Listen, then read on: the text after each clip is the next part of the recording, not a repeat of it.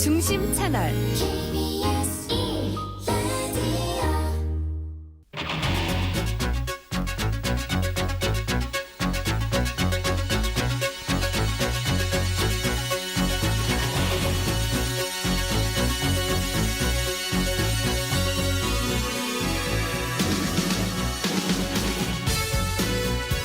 안녕하십니까. 성기영의 경제쇼 아나운서 성기영입니다. 직장인들이라면 누구나 마음 한켠에 사표를 넣고 다닌다고들 하죠. 남의 돈을 받아서 생계를 꾸려가는 일이 그만큼 고달프기 때문일 텐데요. 그랬을까요? 최근에는 젊었을 때 노후 자금을 빨리 모아서 최대한 일찍 퇴직하려는 사람들이 늘어나는 추세라고 합니다. 이른바 파이어족이라고 하는데 자세히 알아보겠습니다. 미국 증시가 나스닥 중심으로 급락했습니다. 특히 AI 대장주격인 엔비디아는 10% 넘게 떨어졌는데요. 국내 증시에 어떤 영향을 줄지 주간 증시 전망 해보겠습니다. 이 시간 유튜브로도 함께하겠습니다.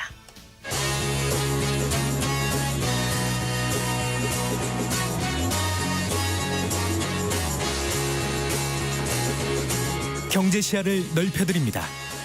투자의 지름길을 안내합니다. 돈 되는 정보를 발견하는 시간. KBS 1라디오 경제쇼.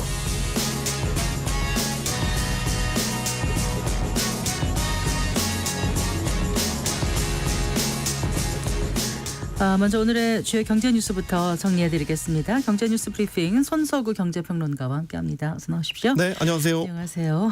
이란 이스라엘 충돌로 중동 정세가 불안한 가운데서도 올해 수출 실적은 좀 견조한 흐름 보이고 있다고요? 네, 다행이죠. 이 관세청에 따르면 4월 1일부터 20일까지 수출액은 358억 달러, 전년 동기 대비 11.1% 늘었습니다. 네. 이게 이제 일평균 수출도 중요하거든요. 그러니까 1년 전과 조업 일수를 따져 보니까 15.5일로 딱 같았습니다. 네. 그래서 일평균 수출액도 23억 1천만 달러, 11.1% 똑같이 증가를 했습니다. 이 같은 흐름을 이어간다면 4월 전체적으로도 수출은 증가세를 보일 것으로 전망됩니다. 이렇게 될 경우에는 이제 작년 10월부터 시작된 수출 플러스 7달째 이어지게 됩니다. 네. 참고로 3월 수출은 565억 6천만 달러, 3.1% 늘어난 것으로 집계된 바 있고요. 네네. 수출이 아시겠지만 대외 교역 환경이 상당히 중요하지 않습니까? 그런데 최근에 이제 뭐 이란 이스라엘 충돌을 대표적으로 중동 지역 정세 불안이 커지고 있어서 우리 수출에까지 부정적 영향을 미치는 게 아닌가 상당히 우려를 했는데 다행스럽게도 현재까지는 수출에 미치는 영향은 제한적인 것으로 네. 보입니다. 이달에도 반도체가 전체 수출 실적을 견인했다고요? 네, 뚜렷했습니다. 수출 네. 품목별로 보면 이제 반도체 수출이 전년 동기 대비 43% 증가했습니다. 반도체가 차지하는 전체 수출에서 차지하는 비중은 이제 16.3%로 역시 전년 동기 대비 3.6%포인트 더 오른 수준이고요. 네. 반도체 수출액은 월간 기준으로도 이제 지난달까지 해서 5개월째 두 자릿수 증가율을 보이고 있으니까 아마도 이달에도 계속해서 증가세가 이어질 것으로 보입니다. 이 밖에 이제 10대 수출 품목 가운데서는 반도체를 제외하고 승용차 12.8%, 석유 제품 14.8%, 정밀기기 이런 품목들이 각각 증가를 했고요. 네. 국가별로도 상당히 중요한데 우리의 최대 수출국 미국이었습니다. 네네. 대미 수출액 72억 2,800만 달러로 지난달에 이어서 이달에도 대중 수출액을 웃돌았고요. 대중국 수출도 9% 늘었고요. 반면에 대유럽연합 수출은 14.2% 감소했습니다. 눈여겨봐야 될 게 무역 수지입니다. 네. 이달 중순까지 지금 무역 수준은 26억 달러 적자긴 합니다. 근데 이제 눈여겨볼 건 지난달 같은 기간과 딱 비교를 해봤을 때 적자폭이 7억 7천만 달러 더 커졌습니다. 네. 물론 지금 월말까지 가면 흑자로 전환을 할 것으로 보이기는 합니다. 그런데 이제 수입액 가운데서 원유가 차지하는 비중이 크게 뛰었어요. 네. 원유 수입액이 이제 국제유가 상승 여파로 1년 전보다 43%가 급증했습니다. 네, 네. 기타 이제 뭐 석탄, 원유 전체 에너지 수입액도 24.8% 증가했고요. 그러니까 국제유가 상승 여파로 무역 흑자를 내기 어려운 구조로 갈 수도 있어 보입니다. 네. 자, 우리나라의 과일하고 이제 채소값이 세계 주요 선진국들과 비교해서도 가장 크게 올랐다. 이런 조사 결과가 나왔다고요. 맞습니다. 글로벌 투자은행 노무라 증권에 따르면요. 세계 주요 7개국 G7이라고도 하죠. G7과 전체 유로 지역도 우리와 경제 규모가 비슷하다고 판단되는 대만 이런 나라들과 한번 비교를 해봤어요. 네. 올해 1월부터 3월까지 월 평균 소비자 물가지수 상승률을 비교를 해봤더니 우리나라는 3.0%였고요. 영국이 3.5%, 미국 3.3% 이렇게 해서 세 번째로 비교 대상 국가들 가운데 높았습니다. 독일이 우리와 같았고요. 캐나다, 프랑스 등의 순이었고 우리 인접 국가인 일본은 2.6%, 대만이 2.3% 수준이었습니다. 네. 그런데 이제 품목별로 들어가 보니까 놀라게 된다는 거죠. 이제 과일과 채소 가격 오름세가 전체 비교 대상 국가 중에 가장 높은 것으로 나타났습니다. 네. 그러니까 1월과 3월 월 평균 우리 과일류의 상승률을 보니까 36.9%였어요. 2위가 대만이었거든요. 네. 상승률이 14.7%였죠. 두 배가 넘네요, 상승률이. 2.5배. 두 배가 넘는 거죠. 1위도 그냥 1위가 아니라 압도적인 1위인 거죠. 그 뒤에 이제 순위들을 보니까 이탈리아 11%, 일본 9.6%, 독일 7.4%. 그러니까 과일 가격이 많이 오르긴 했지만 유독 우리나라 상승률이 아주 치솟았다라고 볼 수 있겠고 네. 채소류 상승률도 마찬가지입니다. 우리나라는 10.7%여서 가장 높았습니다. 이탈리아, 영국 등을 제치고 말이죠. 그러니까 이게 물가 상승과 작황 부진이 겹쳐서 과일이나 야채값이 많이 올랐다고 했는데 세계 주요국들과 비교해서도 이렇게 압도적으로 많이 오른 거라면 뭔가 다른 요인이 있지 않나 이런 의구심이 드는 거죠. 네. 자, 그 에너지는 어떻습니까?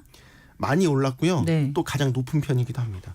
이 전기, 가스요금, 연료비 같은 에너지 관련 항목을 가중평균해서 산출한 에너지류 소비자 물가 상승률을 보면 역시 우리나라가 1월부터 3월까지 월 평균 1.1%여서 프랑스에 이어서 2위였습니다. 2월 국제유가 상승분이 본격적으로 이제 휘발유나 경유 등에 반영하기 시작한 3월을 딱 보면요. 상승률이 10개국 중에 가장 높았습니다. 네. 그러니까 2위였다가 1위로 올라선 거죠. 그러니까 에너지류 인플레이션도 역시 주요국들 가운데서는 가장 불안한 상황이다라고 볼 수 있겠고 우리나라 과일이나 채소 같은 경우는 이제 하우스 같은 시설 재배도 많이 하지 않습니까? 네, 네. 이렇게 에너지류가 상승된 가격은 다시 농산물 가격을 밀어 올릴 수 있는 요인이 되기도 합니다. 그렇겠네요. 네. 그 건설사들의 위기설이 그 잦아들지 않고 있습니다. 총선 전에만 해도 이제 4월 위기설 얘기 나오더니 이제 또 5월 위기설 얘기 또 나오지 않습니까? 네, 맞습니다. PF 부실 문제가 지금 어느 정도 심각한 상황인지 잠깐 짚어볼까요? 그러니까 고금리, 건설 경기 불황 이런 것들이 겹치면서 건설사들의 프로젝트 파이낸싱, PF 부실이 심각해졌고 건설사들의 줄도산으로 일어날 것이다라는 시나리오인데 4월에 총선이 있으니까 정부와 정치권이 선거를 치를 때까지는 이런 위기가 드러나지 않도록 누르고 있다가 네. 총선 이후에 이제 본격적으로 터져 나올 거다. 이게 4월 위기설이잖아요.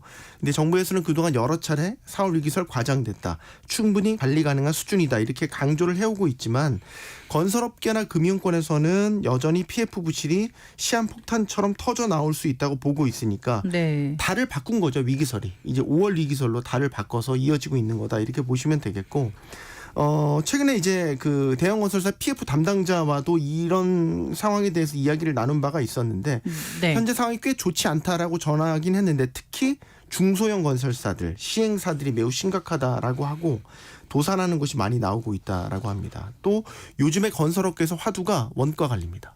원가 관리. 네. 원자재 값이 워낙 많이 올랐기 때문에 결국 적자를 보면서 공사를 진행해야 되는 사업장이 나오기 시작했다라는 거죠. 네. 이걸 통계로 보면 매출 원가율이라고 하는데 대체로 80%대를 유지해 왔었는데 이게 작년에 90%대로 올라가더니 이제는 적자 사업장, 즉 100%를 넘는 사업장까지 나오기 시작했다라는 거죠. 문제는 이런 식의 그 적자는 결국 사업성을 떨어뜨리니까 PF 부실로도 이어질 수 있다라는 거고요. 각종 통계상으로도 지금 PF 부실이 드러나고 있는데 전체 금융권 PF 대출 잔액이 작년 기준으로 135조 원입니다. 이게 얼마나 빨리 늘어난 거냐면 시계를 8년 전으로 돌이켜서 2016년 말이 PF 대출 잔액이 47조 원이었고요. 네, 네. 4년 뒤 2020년 말까지 88조 원으로 늘었어요. 그러니까 4년 사이에 2배로 는 거죠. 그리고 3년이 다시 지나서 50조 원 더 늘어서 135조 원이 늘어난 거니까요. 네. 10년간 보면 PF에 불어나는 속도가 가속도가 붙었다라는 것을 알 수가 있겠고 이제 이게 문제가 되기 시작한 연체율 같은 걸로 나타나는 거죠. 지난해 이 금융권 부동산 PF 연체율이 2.7%여서 1년 사이에 2배 이상 증가를 했고 특히 이제 후순위 대출이 많은 증권사나 이런 저축은행의 연체율이 상대적으로 높다라는 점. 네, 네. 또 하나 우려스러운 것은 이제 브릿지론 비중이 높다라는 겁니다. 네. 그러니까 전체 PF 대출에서 브릿지론 앞에 토지 매입이나 초기 인허가 단계에서. 단계에서 빌리는 브릿지론 비중이 높다라는 건데 이게 네. 문제가 되는 거는 브릿지론 대출을 빌리는 단계에서는 사실 사업성이 완벽히 검증됐다라고 보기 어려운 거죠.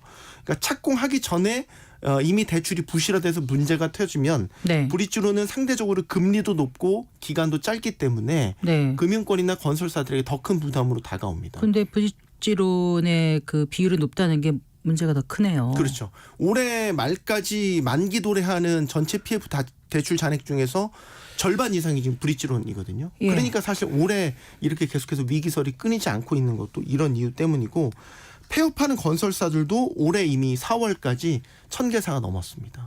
그러니까 상당히 많이 늘어나고 이렇게 있고. 우리나라에 건설사가 많았나 싶었는데. 네, 정말 많았습니다. 아, 그래요. 그 금융당국에서 이제 곧 PF 정상화 계획을 발표한다고 하는데요. 어떤 네. 내용이 담길까요? 앞서 이제 전해드린 바가 있지만 금융당국이 PF 지원 방안을 여러 차례 발표를 했었어요. 네. 그러니까 회생 가능한 정상 사업장에는 보증 공급을 확대한다. 일시적으로 유동성 부족을 겪는 사업장에는 신규 자금 대출을 좀 유도하는 이런 지원 대책들을 내놨거든요. 이제 정상화 계획에는 회생 가능한 사업장과 부실 처리를 해야 될 사업장을 구분해서 실제 구조 조정에 들어가는 방안이 담길 것으로 보입니다. 그래서 부실 사업장 정리를 촉진하기 위해서 예를 들면 사업성 평가 기준을 더 정교하게 가다듬는다거나 아니면 네. 채권 분류 기준을 개편을 하고요. 또 경매나 공매로 이런 부실 사업장들을 처리하도록 더 활성화하도록 이런 경매 공매 관련된 제도 개선을 하는 방안 등이 담길 것으로 알려졌습니다. 중요한 건 이겁니다. 부실화된 PF를 부실 처리하는 거니까 터질 게 터지는 건데 한꺼번에 터지지 않고 질서 있게 터지게끔 하는 게 이번 정상화 계획의 골자가 될 것 같습니다. 네, 잘 들었습니다. 고맙습니다. 네, 고맙습니다. 경제 뉴스 브리핑 손서구 경제평론가와 함께했습니다.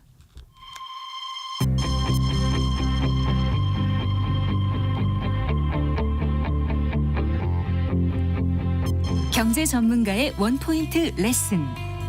꼭 알아야 할 정보와 이슈를 알기 쉽게 풀어드립니다. 대한민국 경제 고수와 함께 투자의 맥을 짚는 KBS 일라디오 경제쇼. 진행의 성기영 아나운서입니다.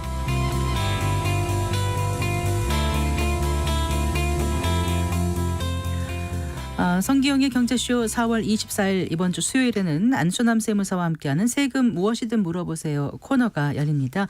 세금 관련해서 궁금한 내용 있으신 분들은 성기영의 경제쇼 홈페이지 청취자 게시판에 질문 남겨주시거나 샵 9730으로 상담 내용 문자 보내주십시오. 짧은 문자 50원, 긴 문자 100원, 그리고 어플리케이션 콩은 무료입니다.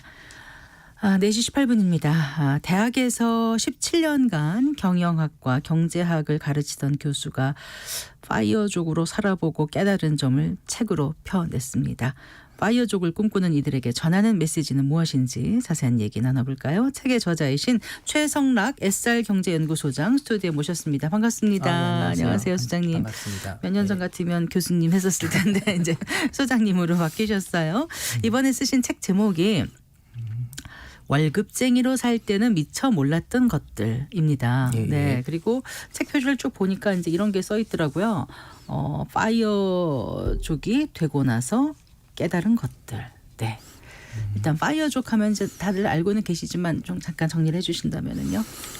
원래 책 제목이 이제 월급쟁이로 살 때는 미처 몰랐던 거. 제가 뽑은 제목은 원래 이제 화이오족에 대해서 이제 2년간 살아보니 원래는 이제 그런 제목으로 원래 생각했었거든요. 네네. 그래서 책이 이제 그 2년 반 정도 됐죠. 이제 그때 이제 직장을 그만두고 화이어족을 선택을 했는데 네. 그때 이후로 이제 살아가고 어떤 걸 어떻게 살아갔고 어떤 걸 느끼고 새로 배운 게 보고 그동안 동경했었는데 직접 살아보니까 어떻더라라고 하는 거를 네. 적은 거였고요. 화이어족은 보통 이제 그냥 직장을 일찍 그만두고 네. 그냥 그 일을 하지 않고 살아가는 걸 원래 화이어족이라고 하잖아요. 네. 그런데 원래 저는 약간 좀 보통은 이제 그냥 20대나 30대 나이가 많으면 40대에 이제 그만두는 걸 보통 말을 하는데 네. 저는 사실 50대 초가 돼가지고서 이제 그만두었고요. 네. 근데 저는 개인적으로는 근데 교수는 좀 늦게 되잖아요. 다른 직업은 20대 중반에 직장 생활을 한다고 하게 되면 저는 이제 30대 후반부터 직장 입직이 생활을 좀 시작했고, 늦죠. 아무래도 교수님들은. 그래서 네. 그리고 저는 이제 교수는 65세까지 이제 되니까 그래서 뭐 50세 초반에 그만둔 것도 화이어족이냐 이런 것도 좀 있을 수 있는데 어쨌든 남은 시간하고 네. 직장을 시작하게 된 시간하고 고려해 보면은 네. 스스로는 화이어족이 됐다라고 네. 생각하고 있죠. 자, 파이어 하면 이제 불이 아니고 경제적 자립, 조기 퇴직. 그래서 파이낸셜 인디펜던스 그다음에 retire early의 이제 첫 글자를 따서 몇 년 전부터 만들어진 신조어인데, 네. 그러니까 보통은 젊었을 때 그러니까 임금을 아주 극단적으로 아껴 써서 노후 자금을 빨리 확보하고 40대 전에는 퇴직하겠다 이런 열풍이 잠깐 불었던 것 같아요. 지금도 조금씩 아직까지 이어지고 있는 것 같긴 하거든요.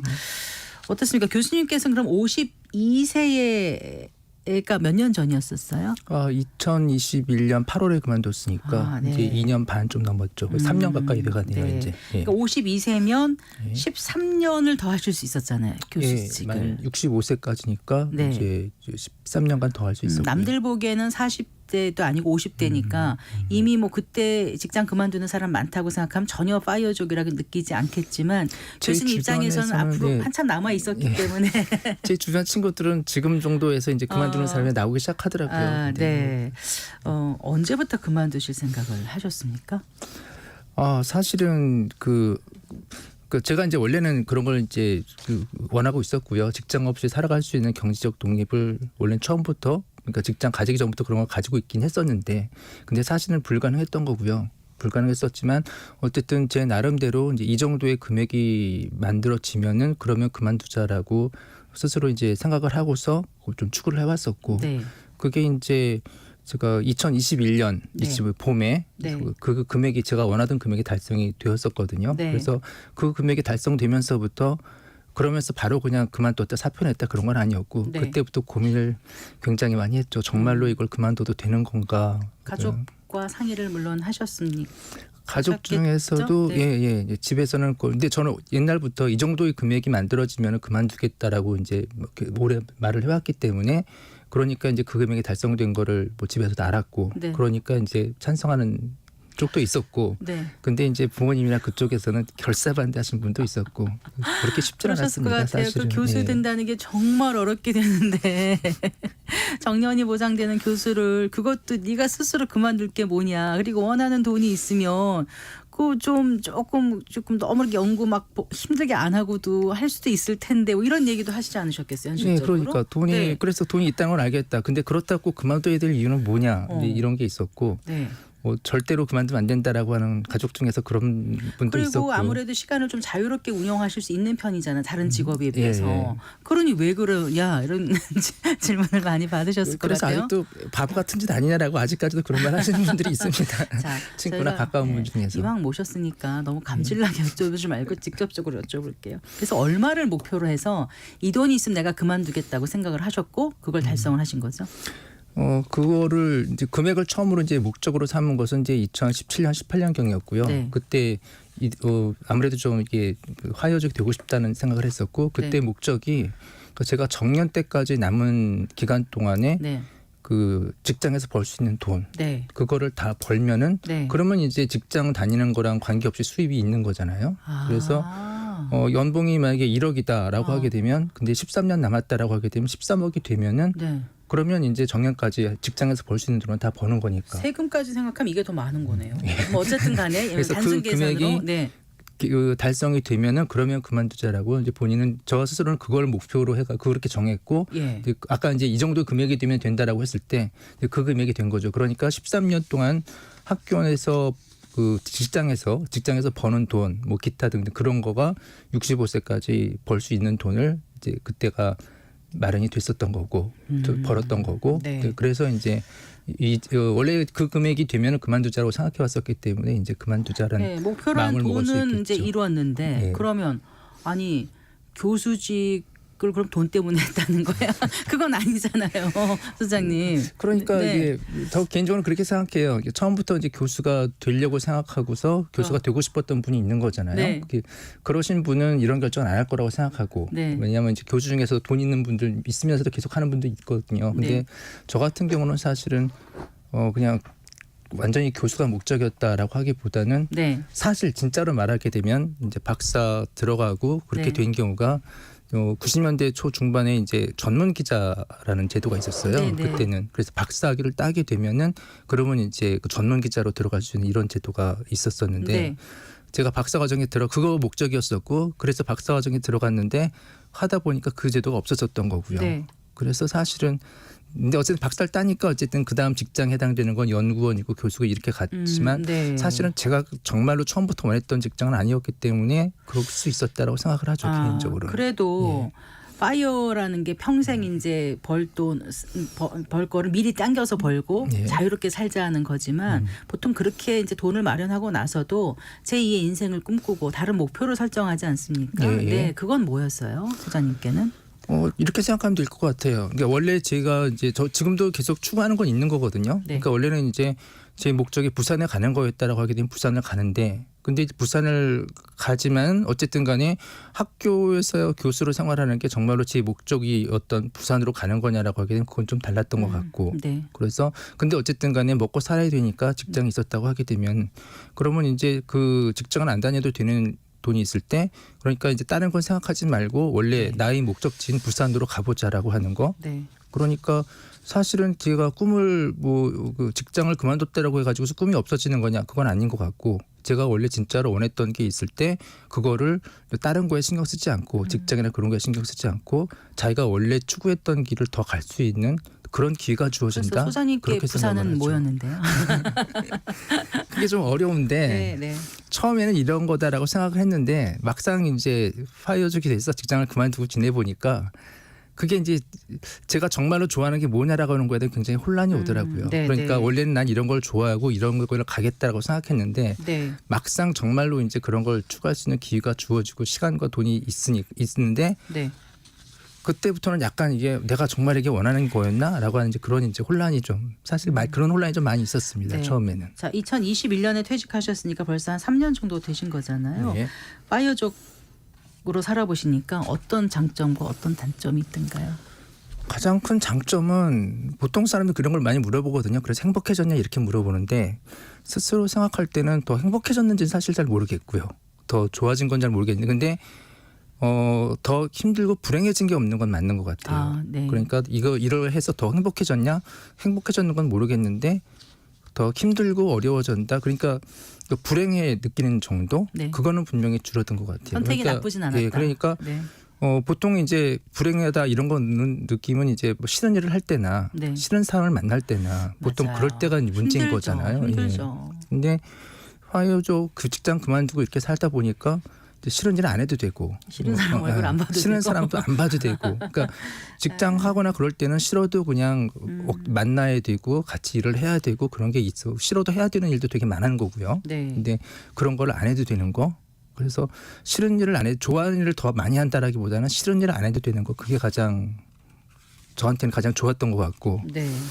가장 안 좋은 점은 뭐냐고 하게 되면은 저는 이제 화요족이라고 하지만 보통 이제 먹고 살 거 아슬아슬하게 돈을 있고 한 달에 100만 원, 200만 원으로 살고 뭐 이렇게 좀 뭐 생활 수준을 줄이면서 화요족 이런 건 아니었거든요. 네. 근데 그동안의 생활 수준을 그대로 유지하면서 이게 목적이었기 때문에 그래서 돈 문제에서 좀 벗어날 수 있지 않을까라고 생각했는데 네.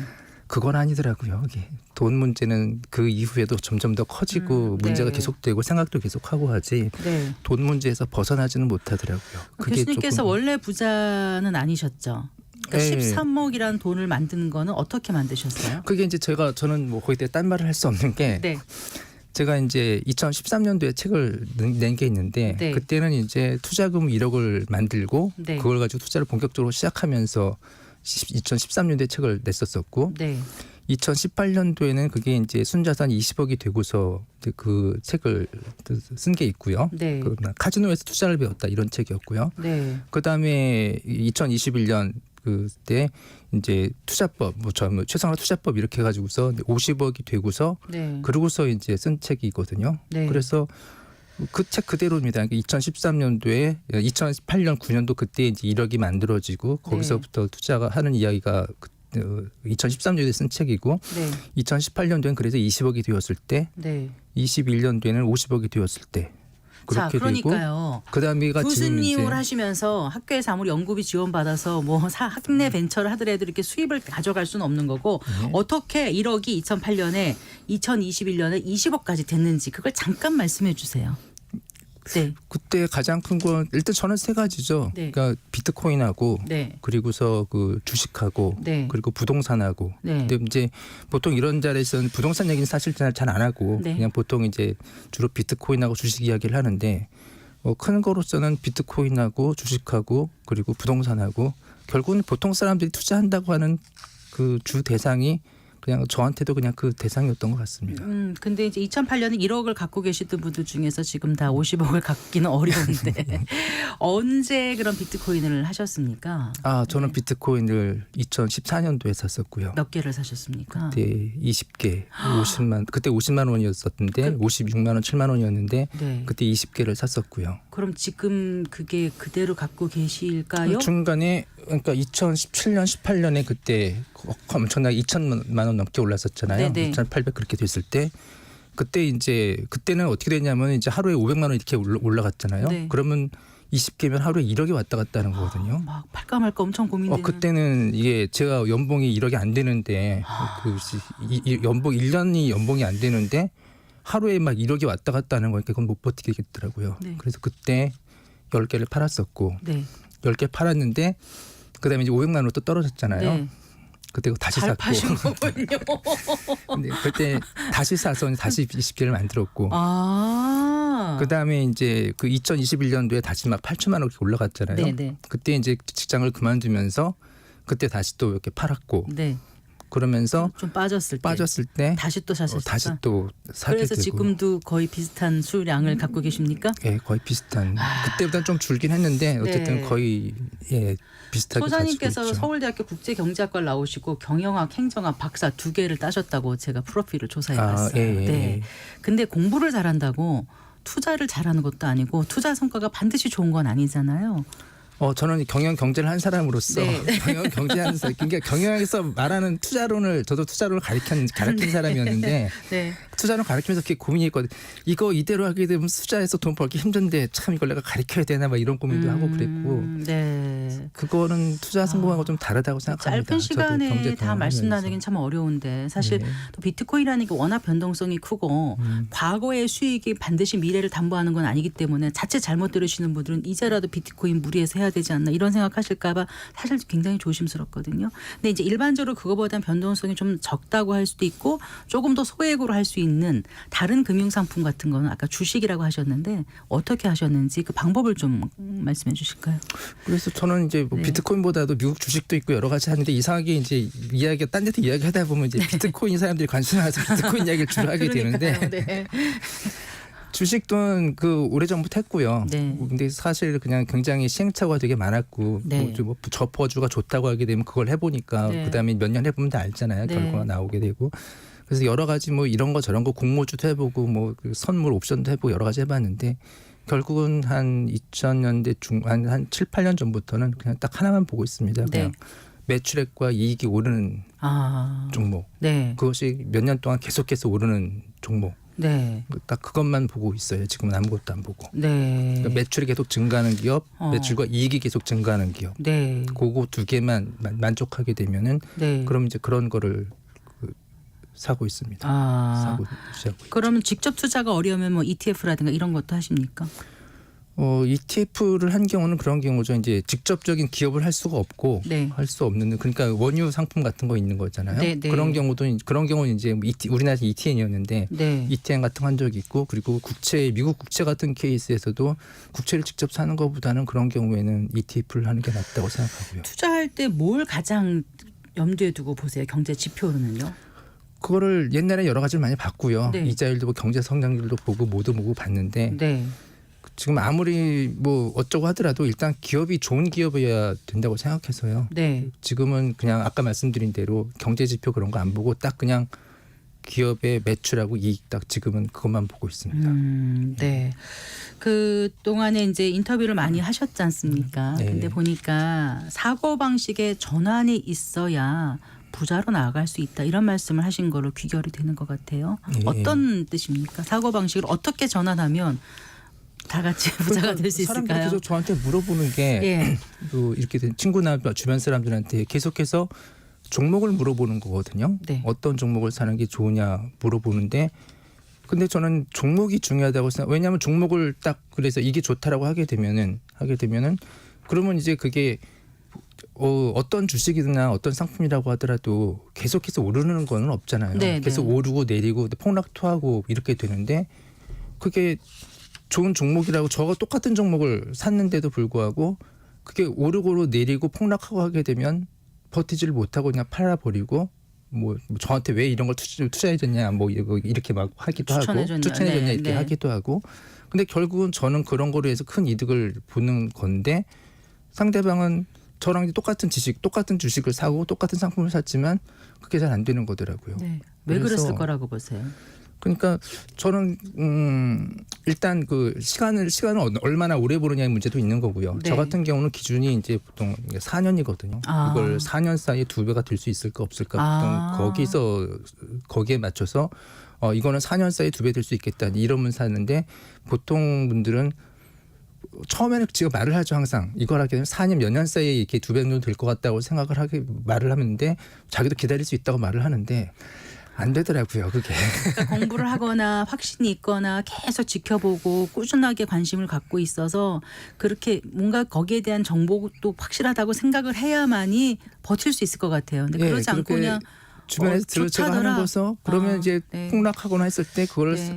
버티지 못하고 팔게 되는 건데 네. 그러니까 저는 사고 방식이 어떤 종목이 중요하다 이런 것보다는 네. 왜 이걸 사고서 그리고 이제 그 기한을 좀 장기적으로 봐야 된다고 생각하고 네, 그 시각을 좀 알겠습니다. 장기적으로 보고 그렇게 예. 하는 투자 방법이나 이제 그런 게 더 중요하다고 생각하죠. 네, 그런 사고 방식을 가져야 된다는 말씀이시고, 아까 부산이 나에게 뭔지 아직까지 이제 찾고 계신 것 같은데 이렇게 부산을 찾아갈 수 있을 만큼 약간 여유를 갖고 파이어를 할 수 있으면 너무 좋겠다는 분들 참 많으실 것 같아요. 근데 그런 분들에게 돈이란 뭔지, 네, 내가 생활해 보니까 돈은 뭐더라. 돈을 벌려고 하는 게 흔히 옛날에 말하면 천민자본주의 같은 그런 나쁜 생각인 건지 아니면 돈은 어떨 때 필요하다든가 이렇게 그 이제까지 투자 활동 해오시면서 얻으신 저는 어떤 철학 같은 돈은 거 한 말씀 이제 해주시면 좋을 것 같아요. 돈은 도구라고 생각하거든요. 도구. 예, 네. 그러니까 자기가 원하는 그거를 지원해 준다, 달성할 수 있는데 도와준다. 그러니까 돈이 있을 때 없을 때하고 하면 돈 자체가 목적이라기보다는 돈이 있으면 자기가 원하는 거를 훨씬 더 쉽게 달성할 수 있는 그 수단으로서의 기능은 분명히 존재하는 것 같아요. 네. 그래서 주변 사람들 같은 경우에도 사실은 이제 뭐 애나 그런 쪽이 요구하는 게 뭐 제가 무슨 뭐 따뜻한 말을 해주고 무슨 뭐 잘 대해주고 이런 것보다는 그냥 장난감 하나 더 사주기를 더 원하는 것도 이런 거잖아요. 사실. 네네. 그런 것도 있고 어쩌면 꼭 그 비유가 그렇긴 하지만 그래서 주변 사람들한테도 원하는 게 있을 때 원하는 게 물론 이제 자기가 본인이 어떻게 하느냐도 중요하긴 하지만 돈이 있으면 훨씬 더 거기에 그 수단적인 측면에서 많은 도움이 되는 거는 맞는 것 같아요. 그래서 돈을 목적으로 한다라고 하는 거는 그거는 그렇게 그건 아닌 것 같고 근데 돈을 수단으로서 자기가 원하는 거를 추구하는 거를 그걸 좀 더 담보할 수 있고 도와주는 수단으로서의 기능은 분명히 좀 크다고 생각합니다. 네. 그래서 그런 측면에서는 의미가 있지 않을까 생각을 네. 해요. 파이어주를 꿈꾸는 이들에게 끝으로 한 말씀 해주세요. 간단히. 네. 화요족이 인생의 목적이 될 수는 없는 것 같아요. 해보니까. 네. 그러니까 자기가 원래 추구하는 게 있고 하다 보면은 직장을 다니면서 그런 걸 추구하기는 좀 힘들고 무리가 되고 할 때 직장을 그만두고서 자기 모든 시간을 자기가 다 활용하면서 자기가 원하는 걸 추구한다. 이런 측면에서는 분명히 도움이 되는 것 같은데 근데 화이어족이 인생의 목적이다. 결국 저는 화이어족이 된다는 것은 그냥 은퇴하는 거랑 똑같은 거라고 보는 거거든요. 네, 그러니까 네. 어차피 모든 사람은 은퇴를 할 수밖에 하게 되는 거고 어느 순간에는 그러니까 화이어족은 은퇴를 조금 빨리 하는 보통 그런 의미더라고요. 결국은 보니까. 근데 조금 더 빨리 은퇴를 하는 것이고 좀 더 빨리 은퇴를 한 다음에 어떻게 살 것인가라고 하는 것은 네. 그때부터 또 계속 찾아야 되는 거지. 화이어족이 목적이 될 수는 없구나라고 네. 생각합니다. 알겠습니다. 월급쟁이로 살 때는 미처 몰랐던 것들. 네, 저도 한번 좀 사서 읽어봐야 되겠습니다. 네, 잘 들었습니다. 고맙습니다. 네, 감사합니다. 네, 최성락 SR 경제연구소장과 함께했습니다.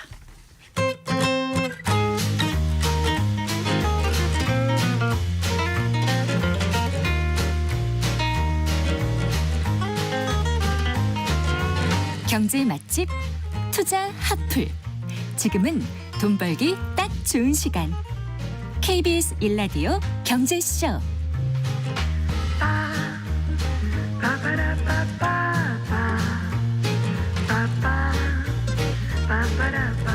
네, 4시 40분입니다. 한 주간 주식시장 영향을 줄 주요 이슈 일정 살펴보고 현명한 투자 전략 짚어보겠습니다. 주간 증시 동향 오늘도 이베스트 투자증권 염승환 이사와 함께하겠습니다. 안녕하세요. 네, 안녕하세요. 염승환 이사님께서도 파이어족을 이전에 꿈꿔보셨나요? 아, 꿈꾼 적 있죠. 당연히 누구나 꿈꾸는데. 근데 하시다 보니까 지금은 이제는 그냥 파이어 하기는 이미 파이어 안 하고 네. 오래 다니고 싶습니다. 네, 저도 그래요. 네. 자, 근데 미국 증시가 이 나스닥 중식으로 급락했잖아요. 네네. 중동 전쟁 확전 가능성, 뭐 연준의 기준금리 인하가 좀 물 건너간 게 아닌가 하는 우려, 뭐 빅테크 기업들 네. 실적 전망 좋지 않고, 막 그래서 그냥 뭐 변동성이 클 것 같아요. 여러 네. 악재가 동시 다발적으로 분출되고 있어서. 안 그래도 사실 이제 계속 지금 주가가 5개월 연속 오르면서 부담도 있었는데 그걸 이제 유지하려면 조건들이 계속 이어져야 되는데 이제 이번 달 들어와서 금리 인하 후퇴됐고 네. 거기에 이란하고 이스라엘이 물론 이제 좀 확정 가능성은 낮아지긴 했지만 어쨌든 굉장히 불편하죠. 네. 예, 시장에서 바라봤을 때는 이 부분도 계속 좀 우려가 됐고 근데 가장 그래도 시장을 버텨줬던 건 AI에 대한 이제 믿음인데 이게 이제 금요일 날은 또 그게 믿음이 깨져버린 거죠. 이제 슈퍼마이크로라는 AI 대표 기업 주가가 이제 폭락을 하면서 엔비디아까지 빠지다 보니까 그러니까요. 네, 이제 믿었던 것마저도 이제 이렇게 무너지나 이런 이제 우려들이 좀 나오기 그 시작을 슈퍼 했고. 마이크로 컴퓨터가 23.14%나 맞습니다. 빠졌다면서요? 네, 약간 이제 이 기업이 워낙 주가 변동성이 크긴 커요. 막 오를 네. 때도 막 20-30%씩 오르는데 어쨌든 이제 이 AI를 상징적으로 나타내는 게 엔비디아랑 슈퍼마이크로거든요. 네, 미국에서. 네. 근데 이들 기업들이 1-2%가 아니라 뭐 두 자릿수 빠지니까 네. 시장이 이제 놀라버린 거죠. 근데 이제 네. 미국 증시가 그렇다고 해서 여러분들이 나스닥 빠졌으니까 안 좋나 이건 아니고요. 다우지수는 오히려 좀 올랐고 코카콜라나 그 아메리칸 익스프레스 같은 네, 이제 전통 그 주라 그러죠. 방어주들, 네, 네. 음식료나 카드 이런 관련주는 특히 아메리칸 익스프레스는 6%나 올랐거든요. 코카콜라도 2%. 그랬나요? 네. 그러니까 미국에서 그동안 너무 기술주 위주로 갔었는데 네네. 기술주에서 빠져나간 돈이 다른 데 가는 게 아니라 또 미국의 못 오른 기업으로 가고 있어서 네. 미국 증시 전체가 안 좋다 이거보다 약간 미국의 과도하게 올랐던 기술주가 좀 크게 빠졌다. 이렇게 일단 보시면 좋을 것 같습니다. 어쨌든 한동안 엔비디아 하지 네. 않았습니까? 네네. 근데 이렇게 많이 빠졌으니 정말 충격인데 뭐 종말의 시작인가 일시적 조정인가 네. 뭐 이런 제목의 기사까지 나와서 더 이 공포를 네. 조장하지 않나 이런 생각도 드는데 어떻게 보세요? 앞으로 이 업종의 그 전망은요? 그냥 저는 이제 주가가 좀 빠질 때 빠지는 것 같다 그냥 그 정도지 뭐 그게 뭐가 문제가 생겼다 이렇게까지는 안 보거든요. 왜냐하면 네. 제일 두려운 게 AI에 대한 성장이 끝났을 때거든요. 사실 네. 이 엔비디아라든가 AI 투자도 멈추고 이런 게 나오면 우리가 좀 두려워해야 되는데 네. 사실 금요일 날 빠진 이유는 엄밀히 말씀드리면 명백한 게 없어요. 왜냐하면 슈퍼마이크로가 빠졌지만 원래 사전 실적 발표를 하는 기업인데 네. 갑자기 사전 실적 발표를 안 한다고 언급을 해버린 거죠. 어디서요? 그 슈퍼마이크로가 예. 보통 이제 실적 발표하기 전에 한 2주 전부터 미리 좀 한번 우리나라 그 잠정 실적 발표하는 것처럼 네. 미리 좀 실적을 예고를 해서 발표를 하는데 지금 갑자기 이번에 안 하겠다는 거예요. 그러니까 뭐지 이런 그러니까 거죠. 이제 사람들이 놀란 거죠. 이제 네. 시장이 제일 싫어하는 게 차라리 악재는 나오는 게 낫거든요. 네. 근데 제일 이제 뭐 두려워하는 거 감추거나 안 나오거나 네. 불안한 거 불확실한 있잖아요. 거. 네. 그러다 보니까 이게 뭔가 이게 AI 문제 생겼나 실적에 그게 이제 근데 이 기업이 하는 게 AI용 이제 서버를 만들다 보니까 네. 엔비디아 칩을 받아다가 그걸 만드는 회사예요. 아. 그 이제 엔비디아까지 이제 같이 두들겨 맞아버린 거예요. 그날 AI 문제 생겼다. 그리고 지난주에 아시겠지만 TSMC라는 세계 최대 네. 파운드리 네. 그 회사가 좀 전망을 좀 낮췄잖아요. 반도체. 그러면서 주가가 급락하고 이게 이제 연달아 이어지다 보니까 이제 반도체 좀 쉽지 않겠구나. 이런 좀 전망들이 나오면서 급락했지만 그런데 TSMC도 CEO가 언급한 것처럼 AI에 대한 수요는 아무리 노력해도 만족시키기 어려울 만큼 강하다. 그러니까 AI에 대해서는 여전히 의문부호는 없는 상황이거든요. 이런 이제 주요 업체들의 전망은 다만 이제 주가 많이 오른 상태에서 저는 좀 쉬고 싶었는데 이런 게 좀 하나의 빌미가 된 게 아닌가. 그래서 좀 급한 조정이 나왔다라고 보고 있습니다. 네. 자, 오늘 국내 증시 흐름 좀 짚어볼까요, 이사님? 예, 오늘 같은 경우는 우리나라가 사실 미국장이 좀 안 좋았지만 그래도 급등세로 마감이 됐습니다. 2,600을 다시 넘었고 예, 우리나라 시장 요즘에 하루하루 보면요. 하루는 급등, 하루는 급락을 해서 되게 힘드실 거예요. 아마 투자하신 분들이 도대체 장단을 어디다 맞춰야 되나. 근데 보통 이렇게 급등하면 반도체가 오른다고 생각하실 텐데 오늘은 반도체는 빠졌어요. 안 좋았죠. 네, 삼성전자도 빠졌는데 근데도 왜 이렇게 크게 올랐나. 일단 유가가 오늘 좀 장중에 실시간 유가가 81달러까지 떨어졌거든요. 네네. 이게 이제 전쟁 전으로 돌아간 거예요. 네. 그래서 중동에서 더 이상 확전 없겠구나. 이게 사실 이창용 한국은행 총재도 제일 강조한 게 유가를 계속 강조했어요. 네네. 원유 가격이 떨어진 거는 일단 시장의 호재였고 또 오늘 특히 은행하고 자동차 지주회사 주가가 많이 올랐거든요. 네. KB금융이 거의 한 10% 가까이 올랐어요. 네. 그게 왜 그러냐면 최상목 부총리가 이번에 이제 지금 미국 가 계시죠. 근데 거기서 밸류 프로그램 뭐 차질 없이 진행하고 배당 분리과세나 법인세도 감면시켜 주겠다. 그러니까 주주환원 좀 잘하는 기업들은 그러다 보니까 다시 한번 사람들의 기대 심리가 밸류업으로 좀 쏠렸고요.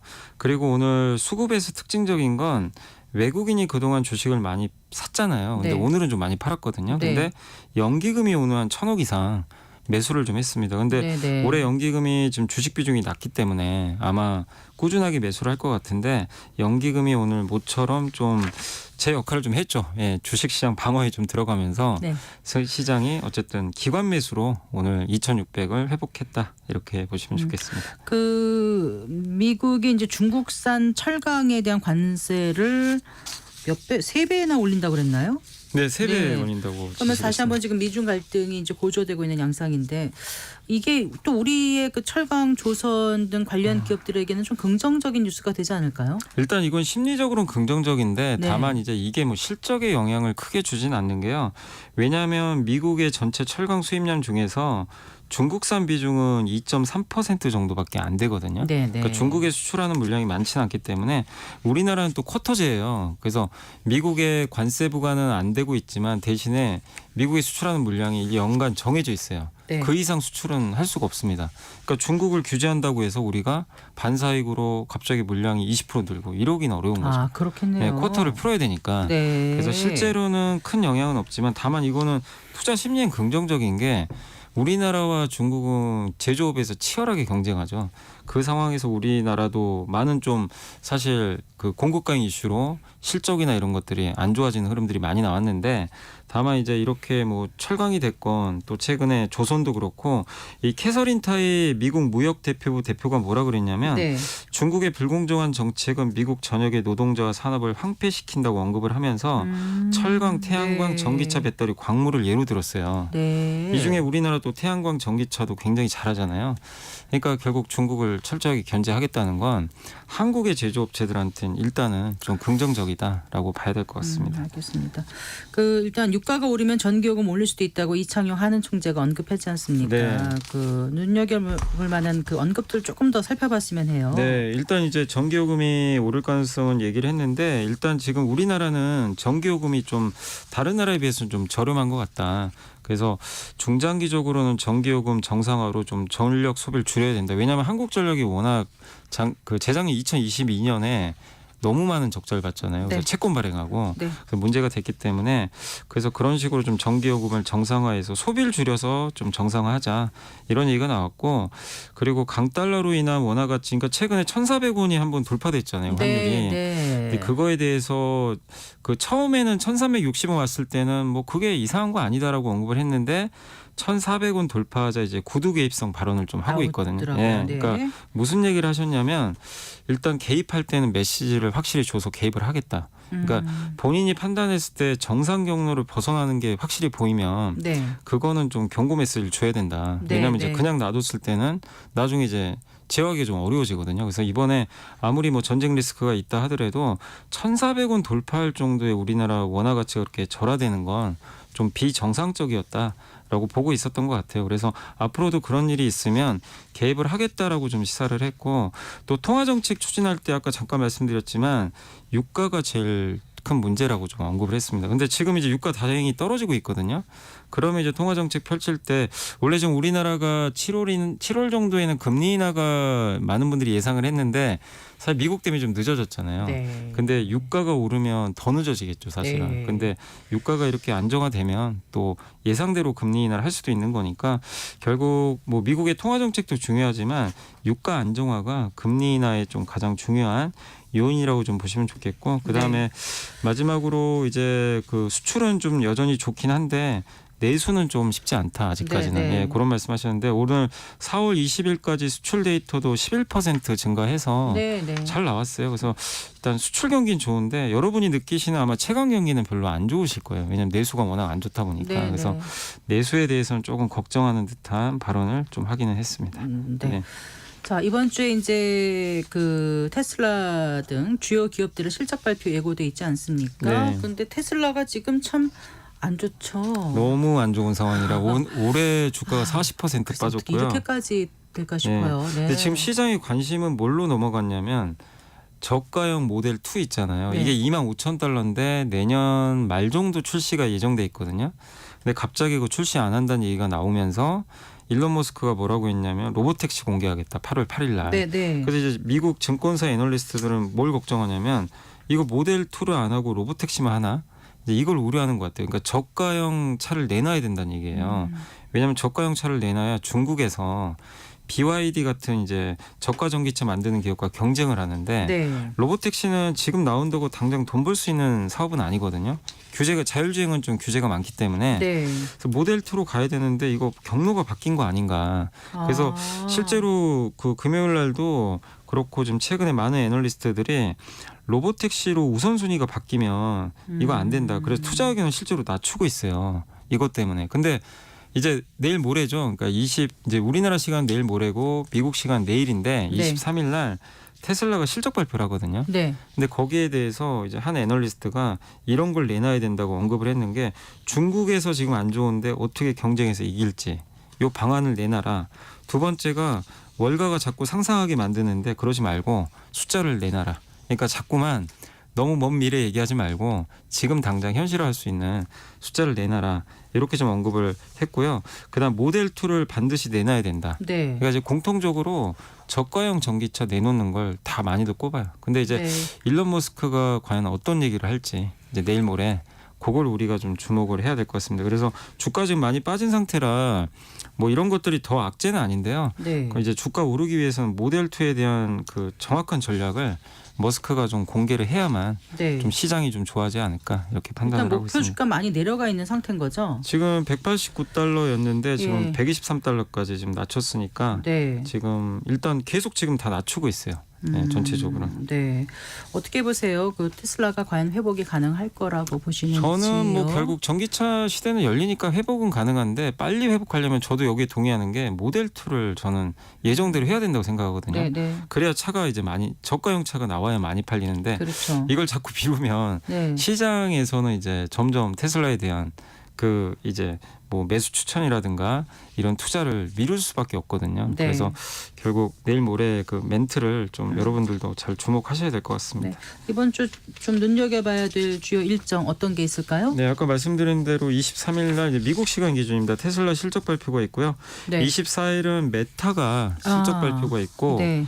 또 25일이 또 마이크로소프트하고 아마존 실적 발표가 또 있습니다. 네. 그래서 이제 많은 미국의 빅테크 기업들이 실적 발표하니까 주목하시고 또 특히 26일 날은 미국에서 3월달 그 PC 개인 소비 지출 이제 네, 미국 네. 연준에서 제일 중요하게 생각한 물가지수 발표하니까 요거 주목하시면 좋겠습니다. 네, 잘 들었습니다. 고맙습니다. 네, 감사합니다. 이베스트 투자증권의 염승환 이사와 함께했습니다. 마칠 시간이네요. 성기영의 경제쇼 오늘 순서 여기까지입니다. 아나운서 성기영이었어요. 고맙습니다.